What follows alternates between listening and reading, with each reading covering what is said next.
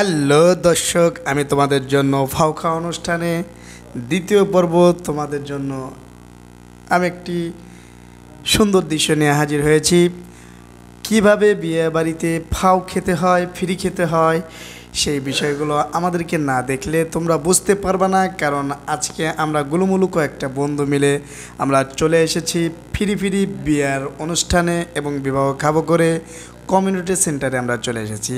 তো কমিউনিটি সেন্টারে ঢোকার আগে দেখলাম এই যে একটা গাড়ি অনেক সুন্দর করে বরযাত্রীরা সাজিয়ে গুছিয়ে সুন্দর করে নিয়ে এসেছে। আমাদের বিয়েতে এরকম বরযাত্রী নিয়ে আমাদের গাড়িগুলো যায়নি দেখে আমরা একটু সেলফি তুলে নিলাম, ছবি তুলে নিলাম, ভিডিওর মধ্যে বন্দি হয়ে গেলাম আর নিজেরা ফিল করতে লাগলাম যে হয়তোবা আমাদের বিয়ে অনুষ্ঠানে আমরা নিজেরাই বিয়ে খাওয়ার জন্য চলে এসেছি।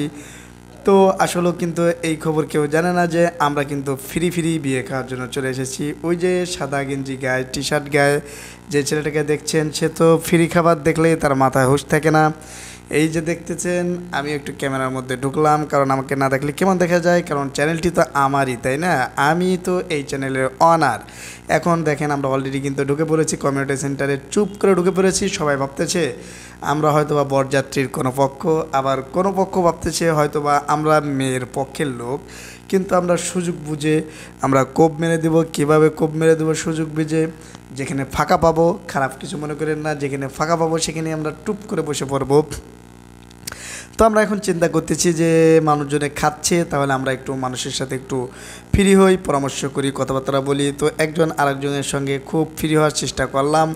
মুরব্বি দেখলে, ইয়াং জেনারেশন ছেলেপেলেদের দেখলে আমরা একটু কথা বলার চেষ্টা করতেছি। কথা না বলাই ভালো, কারণ ওদের ভাষা, চাটগিয়া ভাষা আমরা কিছুই বুঝি না।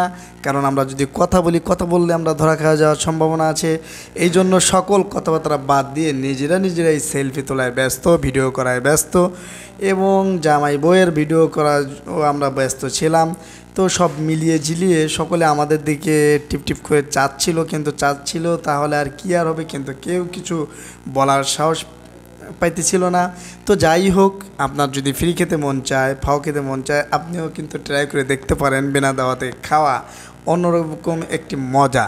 আপনি তো ইনভাইটের মাধ্যমে বিভিন্ন স্থানে যে আপনি খেয়ে থাকেন, কিন্তু ইনভাইট ছাড়া যে খাওয়া কতটা মজা সেটা আপনি বুঝবেন না। তো যাই হোক, আমরা যতই যা ফাইজলামি ইয়ার্কি করি, যাই করি না কেন, আমরা কিন্তু খাওয়ার শেষে মেয়েটিকে আমরা কিছু দিয়ে যাই। যাই হোক, আপনারাও এরকম খাওয়ার জন্য ট্রাই করতে পারেন।